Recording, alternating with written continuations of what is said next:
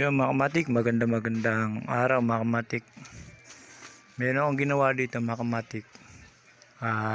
Jellyfish na saranggola mga kamatik.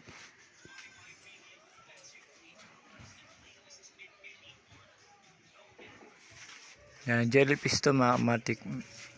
Dito tayo mga kamatik, medyo madilim para makita yan.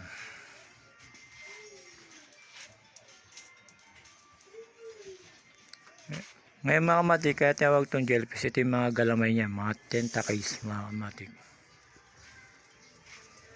Ngayon mga kamatik, dahil sa ginawa ko siya ngayon, susubukan ko na siya paliparin. Yung jellyfish natin mga kamatik. Jellyfish mga kamatik. Kaya dalawang pakpak yung mga kamatik.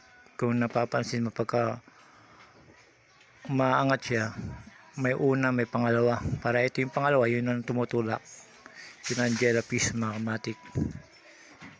Ngayon susubukan ko ng paliparin, malakas ang hangin mga kamatik.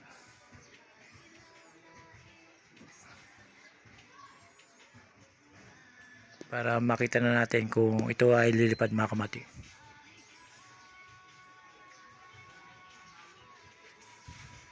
Tara mga kamatik, subukan na natin. Yan mga kamatik, susubukan na natin. Napakalakas ng hangin yan mga kamatik. Tingnan mo yung kawayan, no?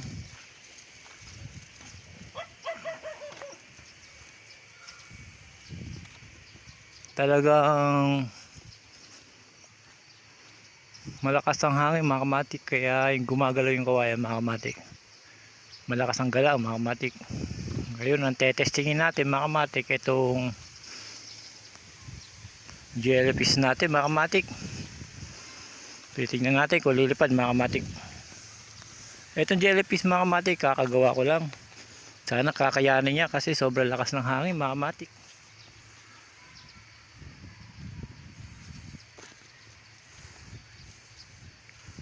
Oras ngayon mga kamatik, alas 2 pa lang mga kamatik.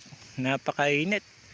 Kaya pag magpapalipad kayo galtong araw mga kamatik, galtong oras, kailangan lagi kayo may dalang tubig saka sombrero mga kamatik, para di kayo kulangin sa tubig mga kamatik at mainitan.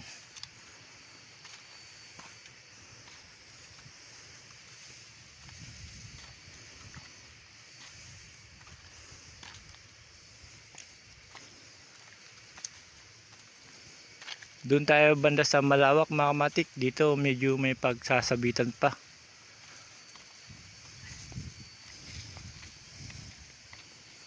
Yan mga kamatik, dilaw na dilaw yung jellyfish natin.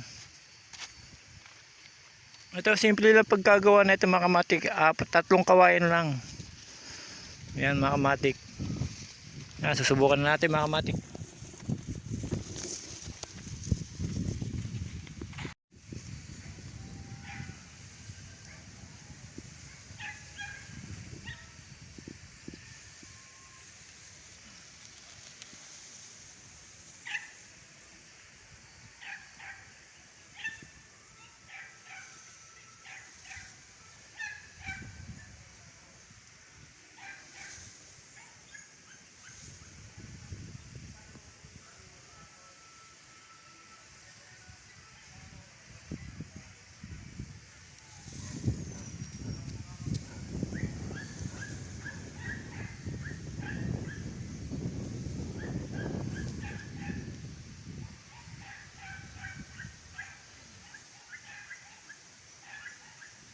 Yan mga kamatik, tumataas na yung jellyfish natin mga kamatik.